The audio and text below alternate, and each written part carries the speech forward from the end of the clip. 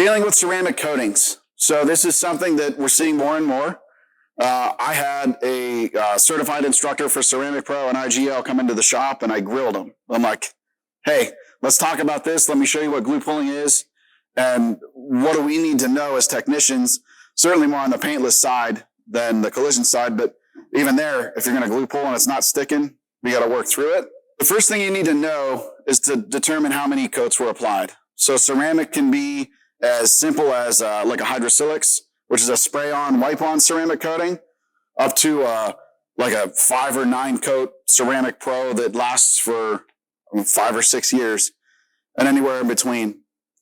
If you're spray-on or 2 coats or less, there really is no risk to the coating. He told me it's not a thick enough build to worry about hurting the surface, the quartz or whatever it is that's in there.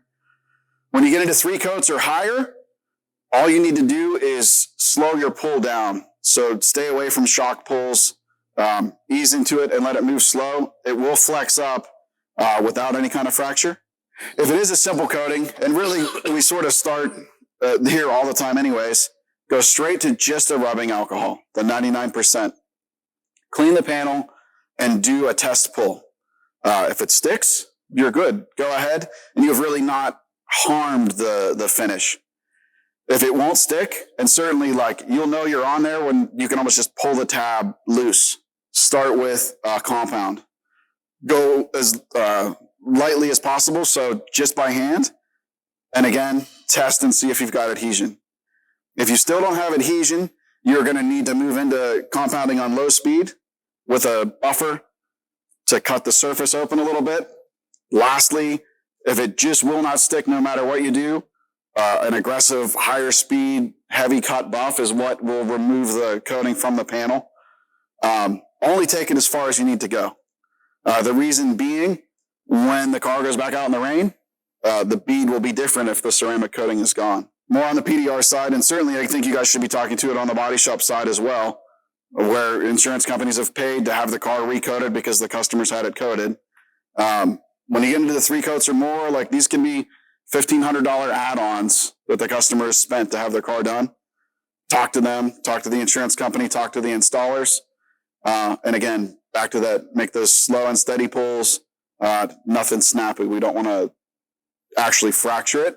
To check the coating when you're done, he simply brought a spray bottle over and we sort of like simulated rain on the panel. And you can see, sure enough, a ring around where we got heavy and buffed. If it's a heavy coat, if it's the 5 coats, it's going to need to go back to the installer.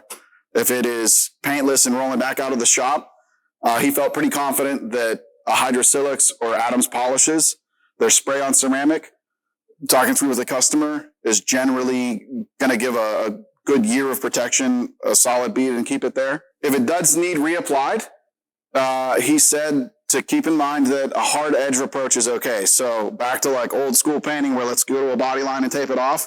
We don't want to do that with clear coat.